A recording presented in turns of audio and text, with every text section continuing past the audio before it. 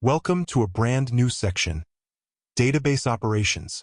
This section will teach you how to integrate Python with a powerful external database system to store data. 1. Why databases? Files are great for small amounts of data, but a database management system like MySQL offers speed, reliability, and structured organization for large, complex data.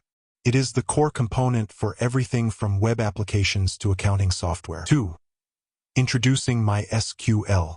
MySQL is one of the world's most popular open-source relational database management systems, or RDBMS. It stores data in structured tables with defined relationships, ensuring data integrity.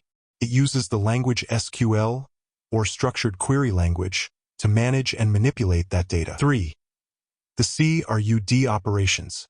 All database operations can be broken down into 4 essential functions, commonly known as RUD: create, read, update, and delete. In this section, we will cover how to perform the most important operations, namely read, create, and delete, using Python code interacting with a MySQL database. 4. Section Roadmap. This section will guide you from setup to execution.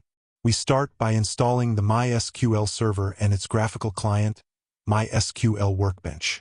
Then we install the Python connector, set up a database, and perform all the core operations covering read, create, and delete.